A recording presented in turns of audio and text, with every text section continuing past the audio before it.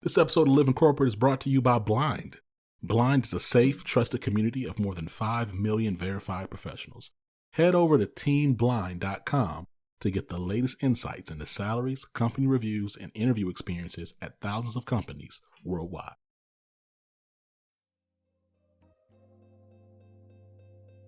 Hey, hello and hello. How are you doing, people? Hey, welcome once again to When White People Have Had Enough.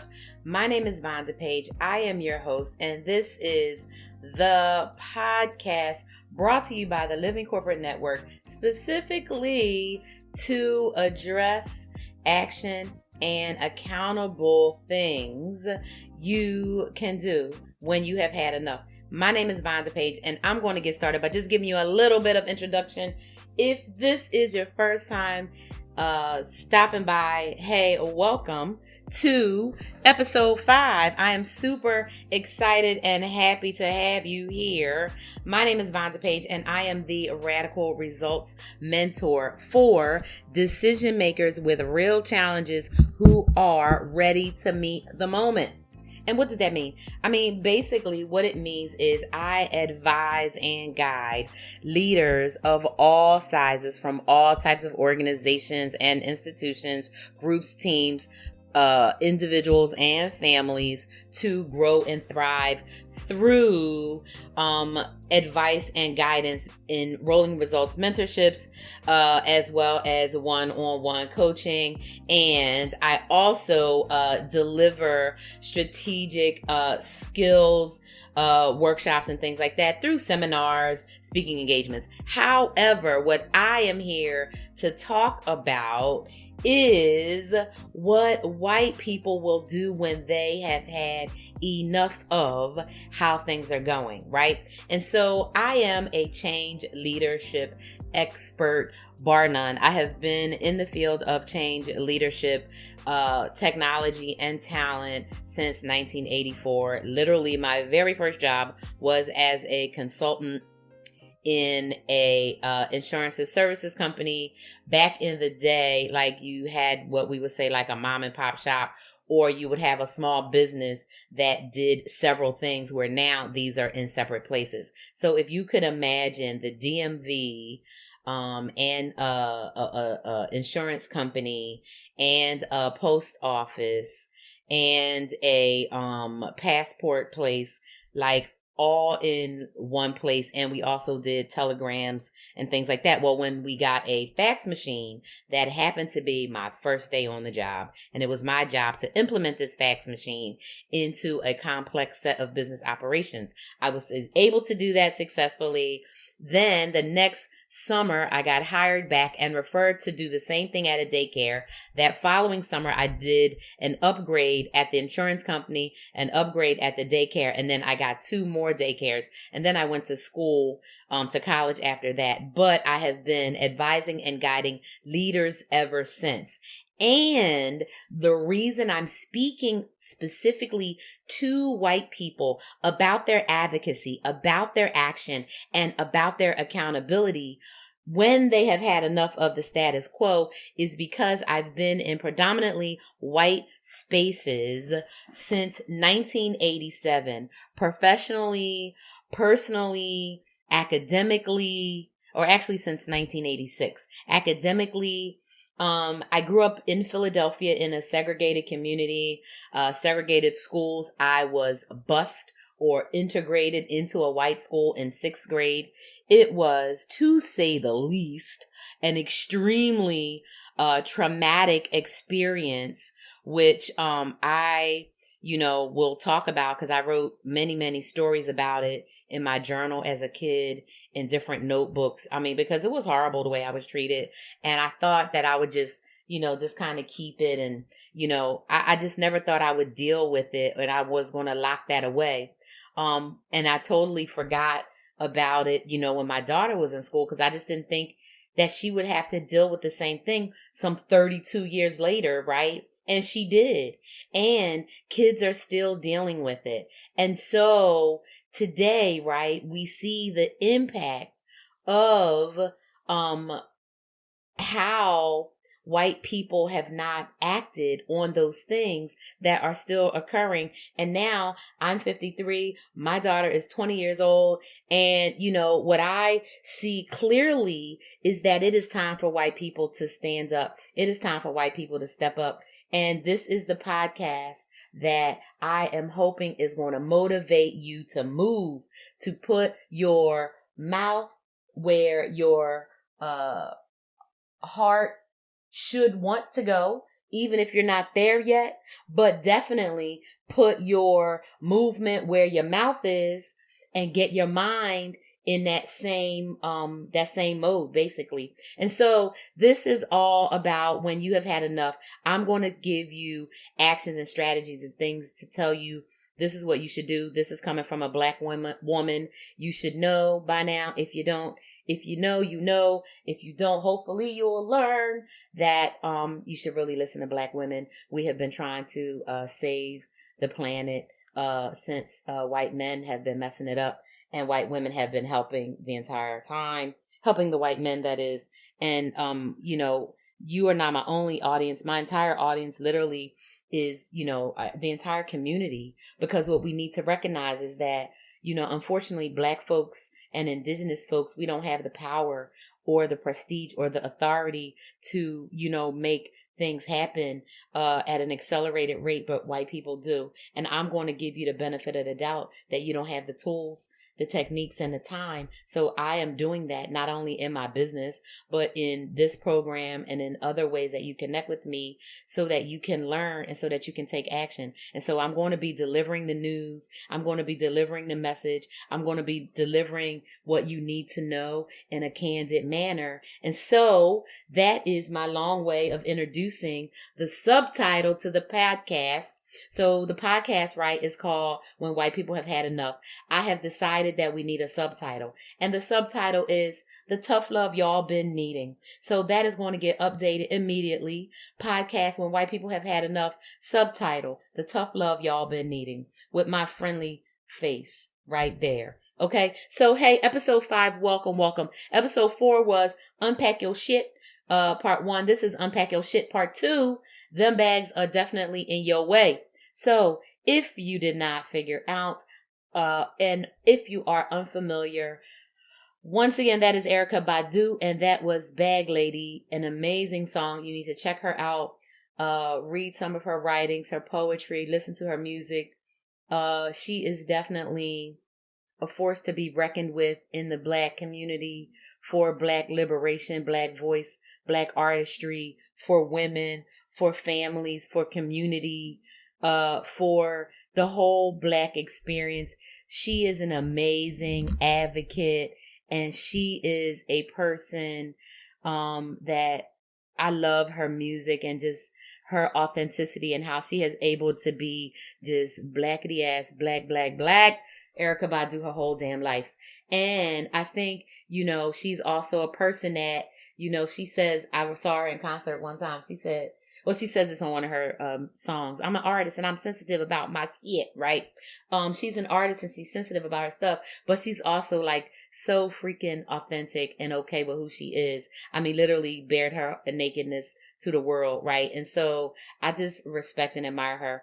And Bag Lady, really just spoke so much to me around unpacking his shit as I was, reviewing the previous episode. And I'm like, yeah, y'all got to unpack. And you have to realize that your bags are in your way. So last time I talked about, unpacking your bags privately, personally, and professionally, and how to do it and, why and this and that, right? But I think you need to really get into understanding how them bags are definitely in your way and how that shows up in your life. Right. And so I want you not only to check out Erykah Badu's old video, I guess it's the official video when she shows the women in the different bag outfits, because it'll give you kind of a way to think about it, but listen to it. Right. But think about like, what bags are you carrying? So when I think about the bags that white people are carrying, right, the bags that I think of are, your family history. I think about your personal trauma. I think about your current life. whether you are, a mom that, has all the finances that you need and, are just super happy with everything, but maybe you're concerned about, somebody in your family getting COVID, right? Maybe you are a, single person that lives alone and, are feeling lonely because you don't have a community that was maybe built up over the pandemic. Maybe you are a person, that is concerned about the stability of your job and your employment because your employer, is laying off people or talking about making drastic changes in in workforce rules or workforce where people can work. Or maybe, just maybe, you or anyone in your life is capable of giving birth, and you are concerned that they no longer have the freedom to choose their own destinies because you live in a state that is run by people who don't want you to have bodily autonomy to be able to choose for yourself when and where and if you want to bring a life into the world and become a parent. And so because a smidge of people, like literally less than 1,000 people have decided that for, over 100 million people, I personally think it's bullshit. And I personally think, though, that it's tough love that y'all need when it comes to unpacking your shit. So when I think about all of the stuff that you got to unpack, right? You got to unpack your family history. You have to unpack your personal trauma. You have to unpack all the stuff that you got going on. And you can't unpack everything at the same time. You can't, outrun everything, right? You can't, eliminate everything, right? Now, if you're trying to do something simple, that we know works through elimination means, right? You can figure out and assess for yourself how you want to make it work. I think a lot of those things are trial and error. So I think about myself and how, because I'm going through a whole bunch of hormonal changes with menopause and, dealing with heat flashes and certain foods don't agree with me and I feel tired and I start like sweating and then I'm freezing cold and then I have this little thing with my throat, right? I have learned through the last couple of years that there's certain foods and things that if I totally eliminate, I don't get the hot flashes. I don't get the certain things like the stuffiness in my sinuses and things like that. But when I do eat certain foods, I should just like expect those things to happen. So like when I eat too many nuts, when I drink coconut milk, when I eat dairy, not just eggs, but like cheese. Certain things, right? Wheat all the time does it. Rice, even rice paper. Like I try to figure out ways to sneak around it.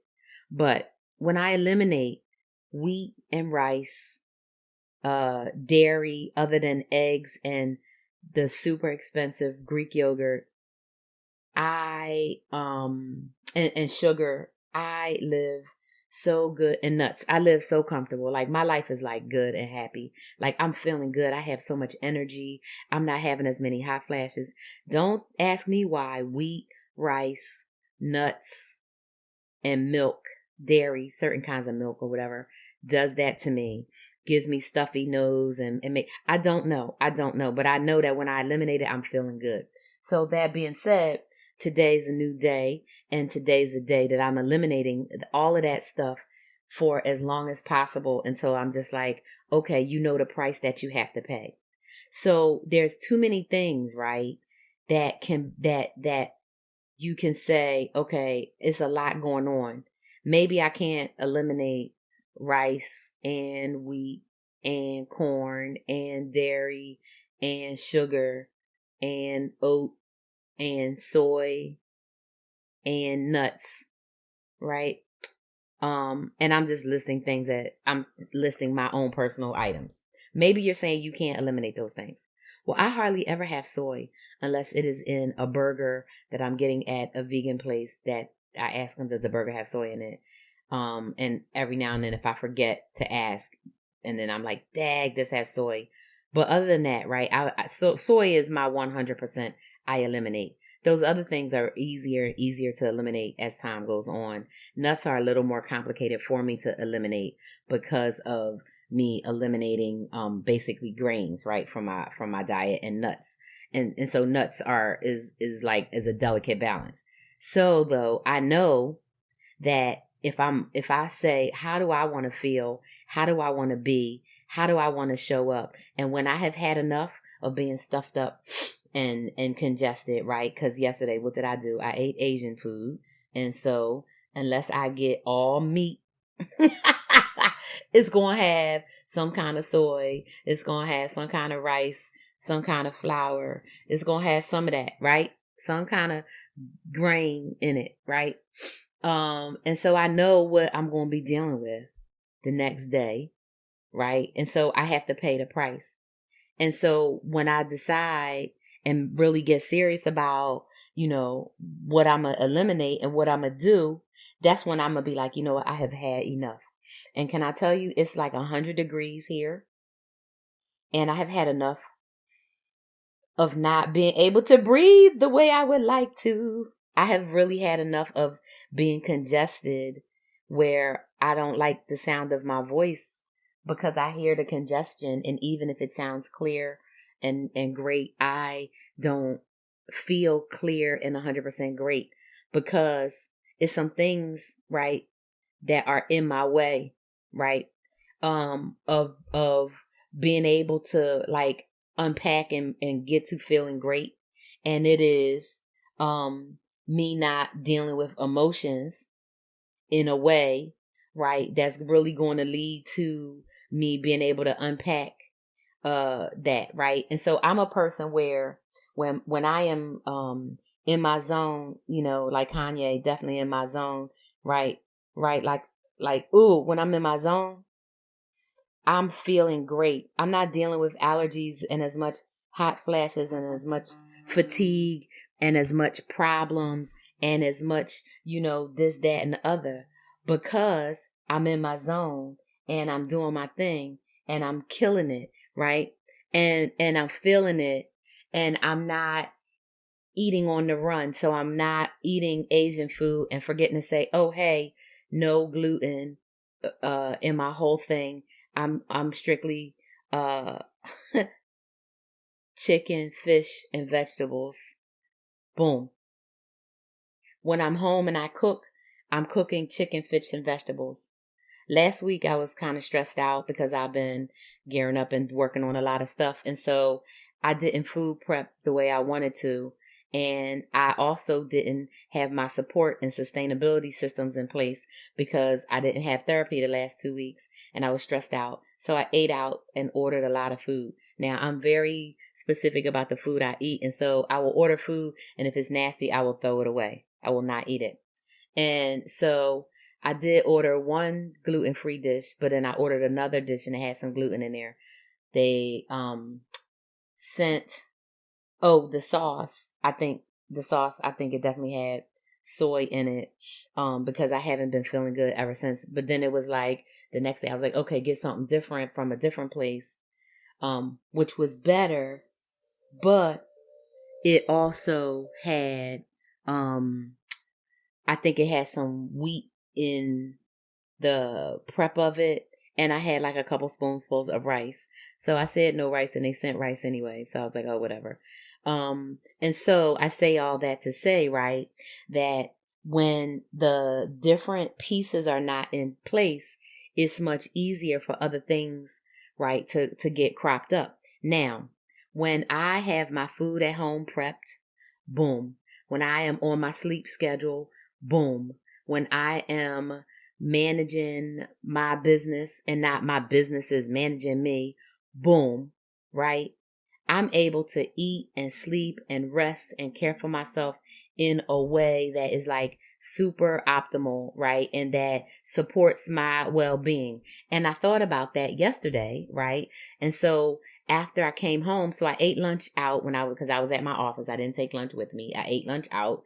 And then when I came home, I made sure that I ate properly, right? I made sure that I cooked for myself and took my time and ate what I needed that was going to nourish me and nourish my body, so that today, 24 to 36 hours later from the time I ate good yesterday, I'm going to be feeling great. So tonight by like 8 o'clock p.m., 8:30, I'm going to be really feeling good because it'll be 24 hours, right? Since I've eaten very well. And now what I can do is, since have a focus on it and I have other things, right, back in place, right? I've unpacked, okay, what wasn't working for me, right? Why am I not feeling 100%? I've unpacked it, and now I can start putting stuff back together and say, okay, now this is how I need to line it up. So boom, number one, right? What did I do last night? I went to bed on time. So I ate dinner, right? The right thing. I went to bed on time. I woke up naturally this morning without the dog waking me up or the sunlight waking me up. And I got started right away, right? I did my affirmations. I did my meditation, right? I took care of my hygiene, and I was like, okay, boom. I just need water and I'm ready to go. And in a few hours from now, right, I've already been up like 3 hours. A few hours from now, I'll have my first meal of the day, and I'm going to start it off, right, like that is going to support me, right, and I'm going to move forward, and I'm going to set up my therapy appointment and schedule time for a massage, schedule time and make sure that I have time for a steam, right, and schedule time to give myself a facial, right, and then put things on the calendar to look forward to, like, oh, when I go to DC, I'm gonna get a massage there, right, or I'm gonna get my nails done there, right, so I can have that experience, right. And so it's a matter of, right, looking and putting into place, right, those things that are going to support what I need to do for myself. So back to white people unpacking their shit, whether let's take one thing and let's only unpack the one thing that is in your way, and let's unpack and talk about your family history. Just the history. Is there family drama in your history? Is there family drama? Meaning somebody got cheated on, somebody beat a person, somebody stole from a person, somebody got divorced from a family that is like one of those families where divorcing makes you an outcast and you get shunned. Is your family a cult? Did you grow up in a cult? Did you grow up super religious? Did you grow up in foster care? Did you grow up as an orphan? Did you grow up adopted and didn't know or found out until you got grown? Did you grow up in a house of lies? Did you grow up in poverty? Did you grow up disabled? Did you grow up where, you had any kind of family thing that happened, like someone died, someone had an illness, you lost your car, there was a fire, you had a pet that died, you had a family member that didn't respond to a trauma in the right way, you were in the military, your family was in the military, there's 1,000 things. I know I just rattled off a lot, and family history is real. Family history, right, dictates a lot of things in terms of your adult life and how you grow up to eventually care and take care of and for yourself. And so it's important to understand that history, to get it, and to be able to really unpack the impact of it on your life. It's important to unpack the impact of your family history on your life. That is really the crux of it, right? And you have to be able to say that your family history is part of who you are. Your family history plays directly into your beliefs. Your family history plays directly into how you go about living your life, because whether you or not, you are still connected to that family, whether you still have contact to that family, and whether you still feel like you have, contradictory points of view or a frame of reference or viewpoint of the history, and how that lines up with who you are today. So again, it's about discovering who you are. But today, when it comes to unpacking your shit, unpack your family history. And I'm going to tell you, unpack your family history and look for 3 things.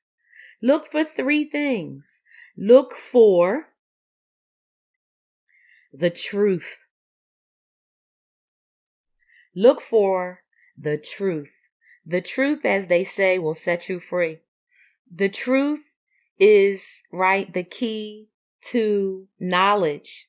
And the truth is something that, if you can find it, will help you really, really thrive.